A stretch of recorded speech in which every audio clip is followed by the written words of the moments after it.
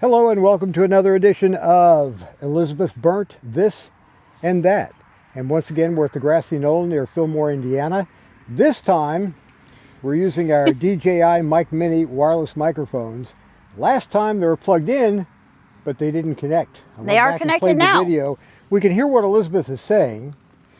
I was standing a little further away behind the camera, so I don't know if you could hear much of what I was saying. But we let it record, didn't find out till afterwards. So this time, you shouldn't hear all the cars in the background. You shouldn't hear the wind. It should be a more intimate connection using wireless microphones. So take it away, Elizabeth. Welcome back again, everybody. Today I'm going to be reviewing Emmet Otter's Jugband Christmas. When I was younger, every year this particular special would come on television, and if you're familiar with the works of Jim Henson, then this title actually isn't obscure or kind of lost in the cavalcade of other Christmas specials that happen to come out or are available on television or through whatever streaming device you might have. But every year I would watch this special whenever it came on. I always wanted a copy of it because I felt it was very whimsical and stupendous. Looking back upon it, it remains timeless. The songs are sensational and the moral takeaways are still timely. It's charming and everybody can enjoy it.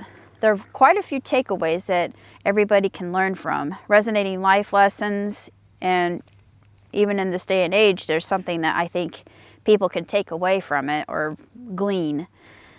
I personally think it's a 5-star film, 2 thumbs up. I actually went online to YouTube and I was watching the behind the scenes with Jim Henson when he was actually making it, because they wanted to do a Christmas special. Initially, he wanted to do a Fraggle Rock special when he was still with us. That never came to pass until much later. I've seen it and I'm going to review it, but this one, it's so immersive. It's just absolutely incredible. He had state-of-the-art robotics techs from NASA working with him when he was making the puppets and how they moved. He would do it remotely. He would have somebody kind of sitting off in the distance, kind of moving their hand, and the puppet would move in the diorama that he created a whole scene. He created a pond. He created a living environment for these characters, and they feel like they are actually alive. It's not flat. It's not 2-dimensional. It's more 3-dimensional. There's heart. There's passion. There were a lot of blood, sweat, and tears that you can see that Jim actually put into this project. It shows. It definitely shows. Also, too, with the songs. The songs were just sort of a thing that were just kind of composed like off the cuff, impromptu. And it doesn't seem that way. It feels like that it comes from a deep, deep place, a very spiritual place. And I don't know why, but I really admire Mr. Henson. I do. I sincerely admire the man and his work, his legacy. And Emmet Otter, I just feel, I'm biased, that it should be enjoyed by everybody, not just children. I think that adults can enjoy it as well, because like I said, there are so many lessons that can be taken from it, even now. And it's an interesting combination because it talks about grief.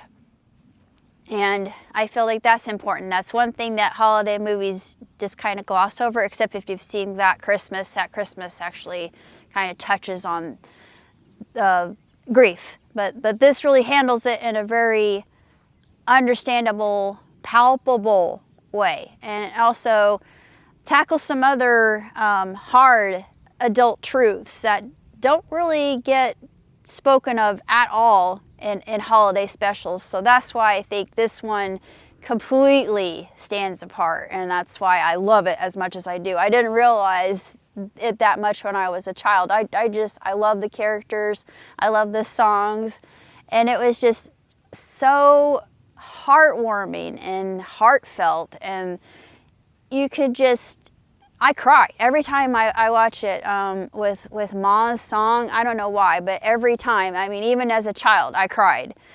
As an adult, I cry even more for obvious reasons, but it's just, there's no, it's still very pertinent, even to this day and age.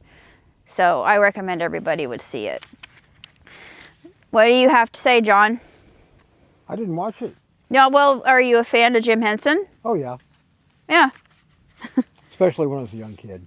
Yeah, I think that you would probably enjoy this then. So what's up next? What is next is Last Frontier, which is one that you've seen.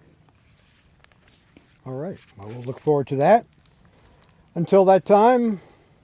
Catch you later.